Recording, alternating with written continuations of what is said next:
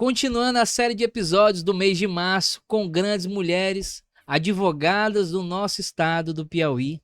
Hoje nós recebemos a advogada e presidente da CAAP Piauí e também professora Isabela Paranaguá.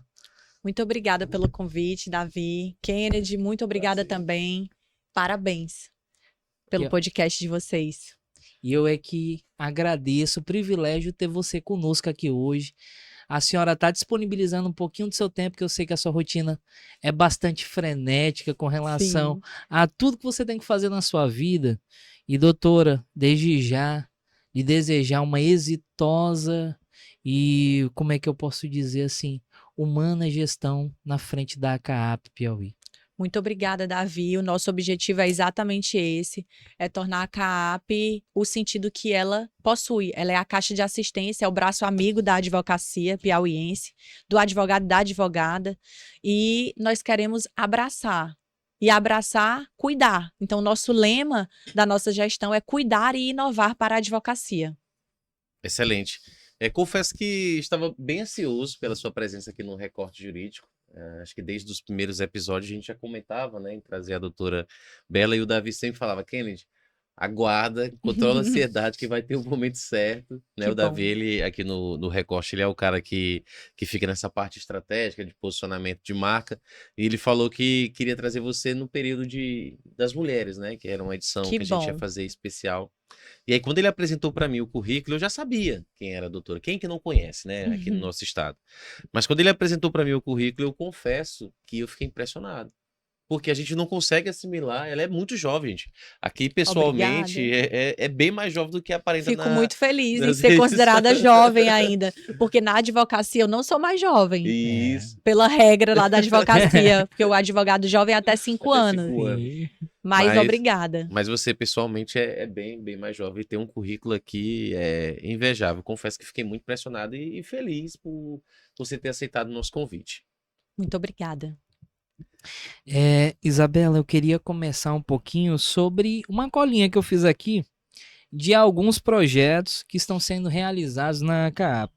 Por exemplo, modernização e digitalização de serviços, programa CAAP Bumerangue, serviço de telemedicina, portal da transparência e a rede CAAP Saúde Mental, apoio a pais e mães atípicas, parceria para educação e capacitação e programa personal CAAP, entre outros, né? Entre outros, verdade. São muitos projetos que nós temos para a CAAP e dentre esses tantos que você falou, Davi, é Davi ou David? Eu chamo os dois sempre. Davi.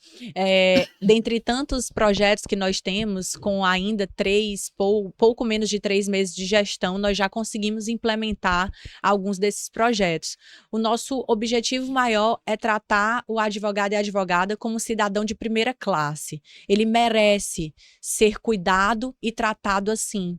Então, a saúde, ela vai ser o grande mote dessa nossa gestão. Como missão, nós temos cuidar da saúde do advogado. E a telemedicina, ela é essa tecnologia que pode beneficiar aí a essa resolutividade de saúde, o fato do advogado poder, em menos de 10 minutos, fazer uma consulta que a telemedicina permite, sem precisar entrar em fila, sem precisar de tantas burocracias, apenas com um clique. Então, nós temos esse objetivo que é saúde, e como eu trouxe aqui a ideia da tecnologia, é trazer uma tecnologia que torne a CAAP 100% digital.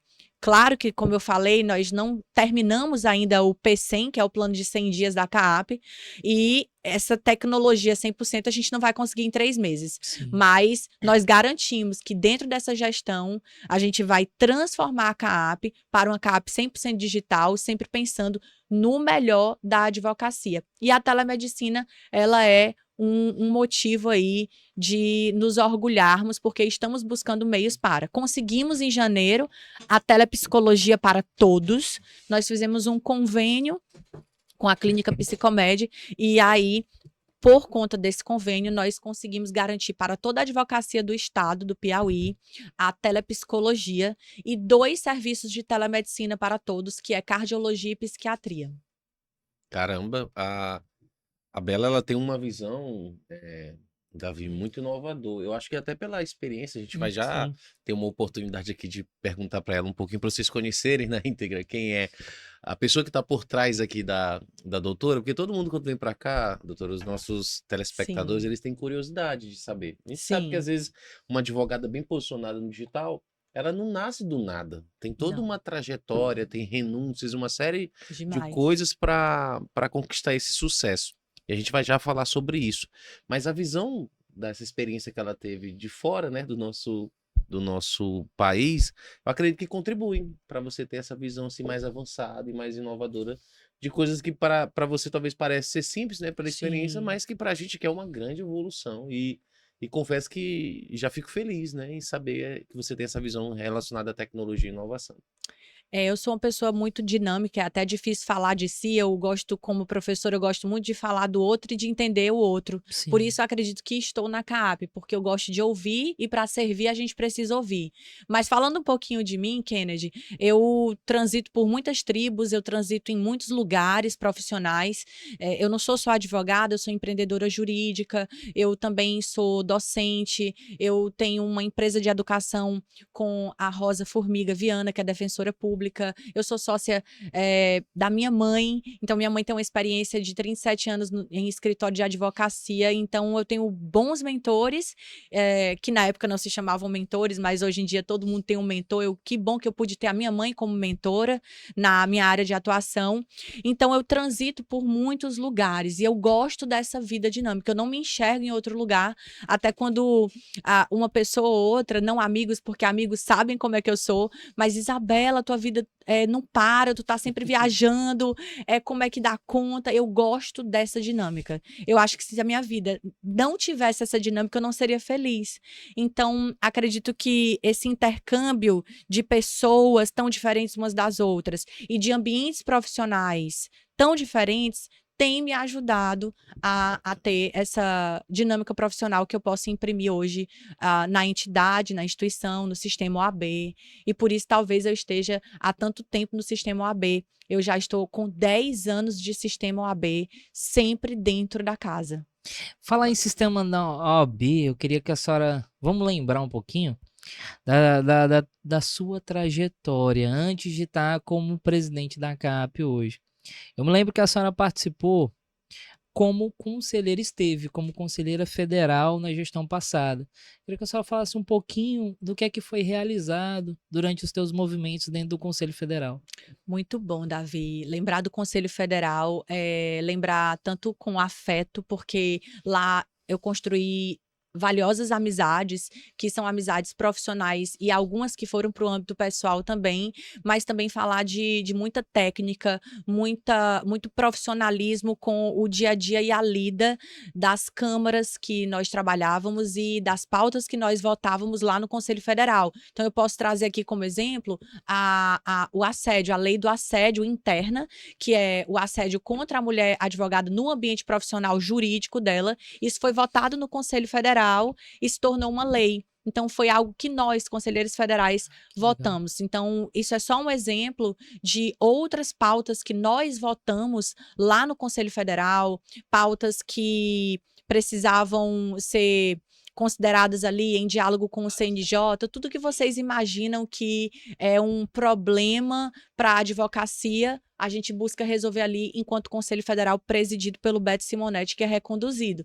Então, foi uma experiência gigantesca o Conselho Federal. Eu também fui presidente de uma comissão nacional, a primeira comissão de sucessões nacional, Sim. ela foi criada na gestão em que eu participei.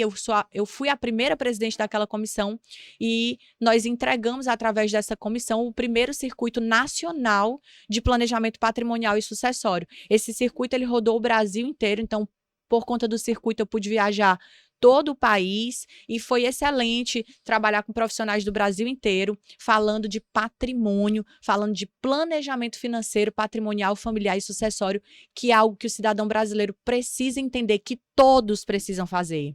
Todos, e independente de classe social, todo mundo tem que fazer um Diminuiu, planejamento financeiro. diminuiu o conflito, né? Exatamente, diminui muitos conflitos.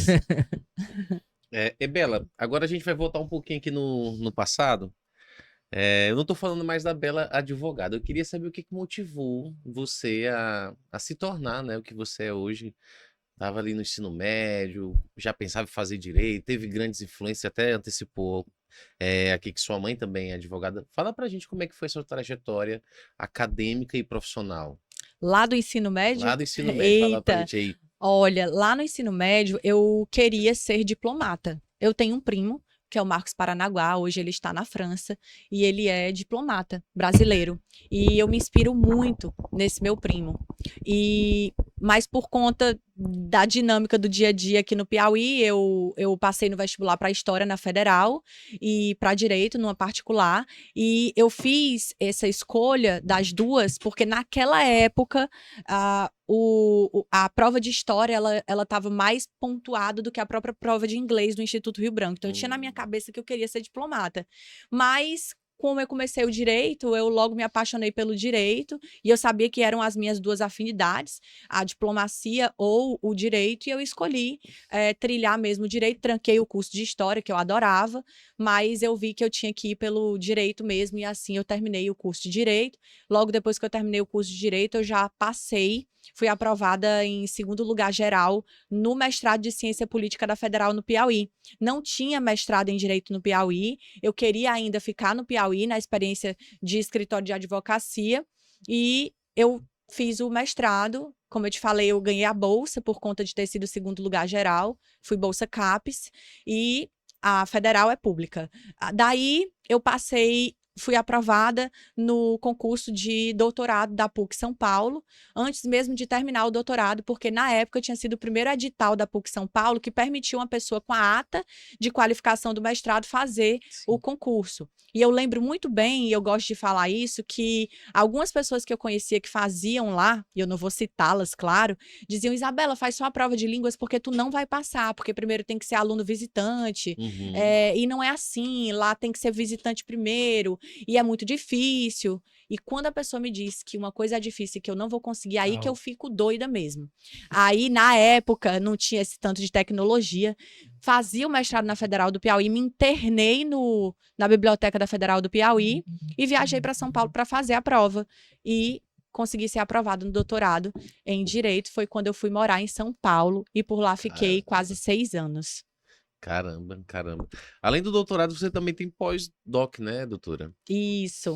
Como é que é como é que você consegue desempenhar tantos papéis, né, acadêmicos, que não é para qualquer um, é uma rotina de estudo, acredito, muito alta, Muito né? alta. Muito alta. Como é que você consegue lidar com tantas áreas ao mesmo tempo? Explica pra gente o segredo aí. Eu sempre gostei de estudar. Eu sempre gostei de estudar. Eu não gostava de estudar, era química, física e matemática. Porque eu sou de humanas. Quem nunca, né? Quem nunca? Lembrando aqui da escola. Mas eu sempre tive uma rotina de estudo muito forte na minha casa, porque tudo que a minha família conquistou foi com base nos estudos. Então, eu sempre escutei isso na minha casa. Do meu pai, da minha mãe, dos meus tios, que também são referências para mim, da minha avó. Eu sou de uma família de grandes matriarcas e de mulheres que são à frente do seu tempo. E tudo que elas conquistaram foi com base nos estudos. Minha mãe e minha avó, especialmente, que são minhas grandes referências. Então, eu sempre estudei, sempre li muito, gosto mesmo. E eu acho que isso me ajuda muito, o fato de eu gostar de estudar. Estudava muito de madrugada. Sei que hoje em dia falam muito da questão da saúde, de não fazer isso e tudo, mas eu fiz. É da minha geração. Tá na estatística da nossa geração, né? Nós não somos geração Z. E eu acredito que a pessoa tem que correr atrás, porque a zona de conforto ela não vai levar a pessoa a esses voos. Mas a pessoa tem que se conhecer e saber se ela não é questão nem de ser predestinada àquilo, porque você pode criar os seus momentos, você pode moldar o seu destino com base nas suas aptidões, e para isso você precisa se conhecer, e se conhecer é algo complexo, porque o autoconhecimento, o autocuidado, o auto tudo é complexo, não é fácil você se conhecer como um ser integral, e a gente está em constante desenvolvimento disso. Então eu sempre busquei essa perfeição nunca, mas sempre busquei o melhor de mim. Era um lema até do professor Marcílio, não tem como eu não lembrar dele. Eu estudei no Dom Barreto e ele sempre dizia: procure ser o melhor de si. Não melhor do que os outros, apenas o melhor de si. E foi assim que eu sempre tentei ser o melhor de mim em todos os lugares que eu passei. Bem, pessoal, como vocês puderam ver, a CAAP está em boas mãos. Eu acredito que toda a tua trajetória e toda a tua qualificação te prepararam para esse momento. E eu sempre acredito numa frase que diz que as coisas acontecem como tem que acontecer. É verdade. Viu? É E verdade. eu realmente acredito que a CAAP, ela está no seu melhor momento. Ela está no seu melhor momento. Eu também sinto isso. E eu desejo que você realmente cumpra a sua missão, que eu vejo assim, Bela, nos seus olhos, que seus olhos brilham quando você fala em servir, servir por meio da caixa de assistência, dar a sua contribuição para a sua classe. Eu acho isso lindo, viu? É verdade. Eu me sinto realizada por saber que isso é um trabalho extremamente coletivo, não é nada centralizador e não é uma vontade própria. Eu entendo a missão de estar no sistema OAB, porque nós poderíamos muito bem estarmos nos nossos escritórios de advocacia, e não falo só por mim, falo pelo Raimundo Júnior, que é o nosso líder grande da advocacia piauiense, e por outros tantos que estão eleitos nessa gestão. Mas eu sinto e vejo diariamente essa vontade que você disse, Davi, nos olhos de cada um deles, sendo que nós somos pessoas super diferentes, de áreas do direito diferentes, mas eu acredito que é isso que nos une, é esse propósito único, que é de ajudar a advocacia, porque ajudando a advocacia a se desenvolver, a gente ajuda o nosso dia a dia profissional. E, consequentemente, aqui falando de CAAP, aqui é saúde, é esporte, é lazer, e eu estou adorando essa parte da advocacia, que é a caixa de assistência. Nunca tinha sido caixista, como falam, e eu estou amando a experiência, me sinto realizada todo dia de poder trabalhar com mais de 40 funcionários que nós temos na CAAP, tanto na capital quanto no interior, com diretores que têm ideias ótimas para desenvolver a advocacia do interior também, porque são 3 diretores do interior. Então, vamos ver os próximos anos, porque a gente tem esse objetivo de entregar. E aí, daqui a um tempo, a gente volta aqui para dizer o que foi que a gente entregou, né? Com certeza, com certeza. Bela, a gente está no mês de março, aqui é uma edição especial, onde a gente fala sobre mulheres de destaque na advocacia, e você dispensa comentários. Mas assim, a gente percebe uma coisa, que você é uma pessoa que tem muito estudo, né, com muito conhecimento. Aqui no off, antes das gravações, a gente percebeu que você também é muito humana, carismática, a gente percebeu você atendendo seu cliente.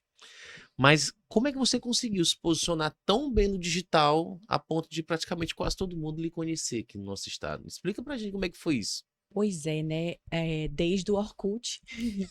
Falar de Orkut, cadê os jovens advogados? Eles conhecem o dinossauro chamado Orkut. Sempre gostei de comunicação, estava até conversando com vocês nos bastidores. Não tinha tanto estímulo na minha época de ensino médio a fazer publicidade, propaganda e marketing. Mas acredito que se eu não fizesse direito, eu tenho plena certeza de que eu faria essa outra área.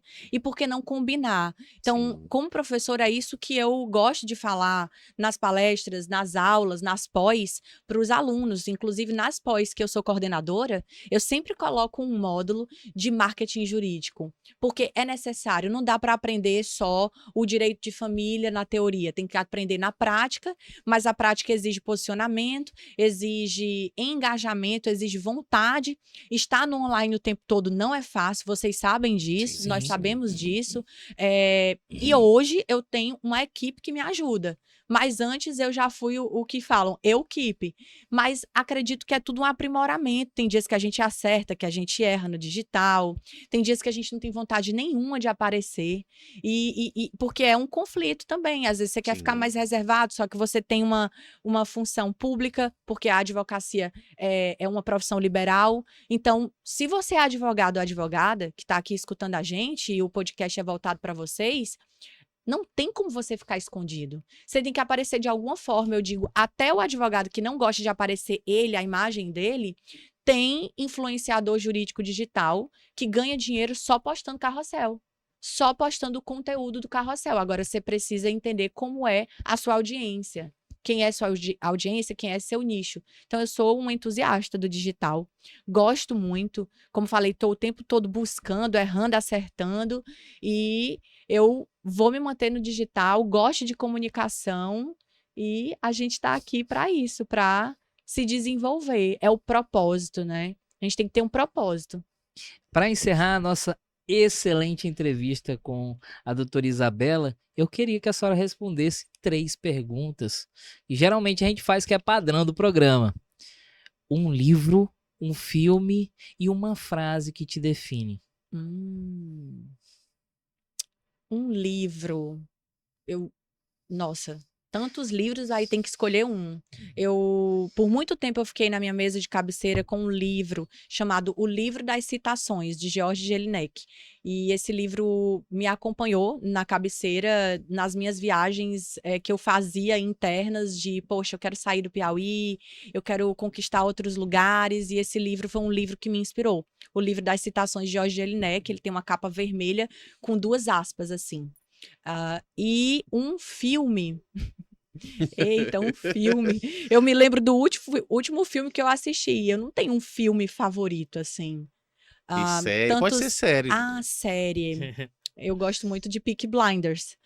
Excelente, Aquela série. excelente. Eu gosto tanto de Peaky Blinders que o nome do meu cachorro é Shelby. Thomas Shelby é o nome do meu cachorro. E também tem algo peculiar com a série, porque quando eu morei no Reino Unido, fiz o pós-doutorado na Universidade de Birmingham. E Birmingham é a cidade dos Peaky Blinders. Sim. Então, quando eu morava lá, todas as barbearias eram o corte Peaky Blinder. A gente ia nos shoppings, tinham as vestimentas deles nos filmes. Eu conheci os sets de filmagem que legal, são que legal. das paisagens mesmo. Bacana. Então eu morei na cidade dos reais Peaky Blinders, porque eles realmente existiram. Eu não esses sabia. gangsters. Existia. E a cidade que eu morei no Reino Unido é uma cidade de gangsters. Gangsters do Reino Unido. Então, eu voltei para o Brasil grávida. E aí a gente comprou um cachorrinho. E o nome do cachorro é Shelby. Em homenagem a essa série. Então, uma série é Peaky Blinders. E é uma frase que a senhora quer deixar como mensagem para Ótimo, eu sempre nossos... deixo essa frase, vou continuar deixando, que ela se perpetue. Eu sempre falo isso em outros podcasts, no dia a dia, que é a que eu já falei, que o professor Marcílio tanto ensinava no dia a dia, quanto também estava em algumas folhas chamex do colégio que eu estudei, o Dom Barreto. Procure ser o melhor, não melhor do que os outros, apenas o melhor de si. Bacana. Gente, Davi, eu confesso pra você que não dá vontade de parar. Muita história que tem para contar. Tem mais histórias legais, doutora. A gente fica muito feliz. Eu acredito que esse episódio vai ser um episódio que vai render muitos comentários positivos. E eu queria deixar aqui para toda a nossa audiência, que se você gostou desse conteúdo, assim como eu, Davi, a doutora, compartilhe, gente. Compartilhe, porque às vezes o que falta é um incentivo. Verdade. Não é fácil a gente ter esse destaque profissional que todo mundo almeja. Nós estamos no mês da mulher, então se você é mulher e quer ver a sua amiga, parente, a gente está aqui com a prova viva da doutora, que teve como influência jurídica a própria mãe. Então, Sim. por que não você também influenciar outras pessoas que você considera importante para você? Então, compartilhe esse episódio com os amigos, com familiares. Se quer acompanhar todas as gravações que já foram feitas aqui, é muito fácil. Basta seguir as nossas redes sociais lá no Instagram, Recorte Jurídico, e no nosso canal oficial também no YouTube, Recorte Jurídico. Aqui a gente se despede e se você quiser vir mais uma vez, o convite já fica feito, porque eu tô me despedindo, mas com gostinho de quero mais. Olha, vou voltar, viu? Também me senti em casa. Obrigado. Muito gostoso estar aqui com vocês. E você Obrigado. Falou novamente aí da minha mãe, Kennedy. Eu penso assim, como eu tive a minha mãe para me ajudar na advocacia, eu gosto de dizer isso. A gente criou um movimento que já existia, mas a gente nomeou como Elas por Elas, advogadas do Piauí, e a gente falava muito sobre a história de vida de cada uma. A minha história não é melhor nem pior do que a sua. É a minha história de vida com as minhas batalhas pessoais, e outra advogada tem uma outra história de vida, e é assim que a gente vai se unindo. Então, assim como eu tive a minha mãe para me ajudar nos caminhos da advocacia, hoje e nestes anos eu quero poder ser uma pessoa que vai ajudar. e eu estou na Caixa para ajudar, para cuidar, para estar ali como assistência. Não somente eu, toda a diretoria e toda aquela engrenagem que funciona, que é o sistema OAB, que é um só. Perfeito. E para encontrar suas redes sociais hoje, doutora? Qual? @Bela com 2 L's, Paranaguá. E eu acho engraçado porque meu nome é Isabela, mas eu acho tão legal quando as pessoas me chamam de Bela, porque eu nunca tirei, desde quando eu fiz o Instagram, eu fiz quando eu era menina, então eu coloquei Bela Paranaguá.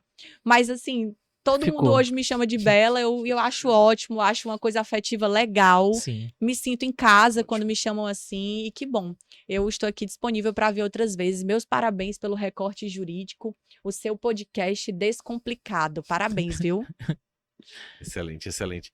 Esse foi mais um episódio do Recorte Jurídico. Te encontro toda semana aqui. Você já sabe, gente. Quer aprender um pouco mais com os profissionais que já estão se destacando no mercado? Já sabe que o local correto é aqui no nosso podcast. Tchau, tchau. Até mais.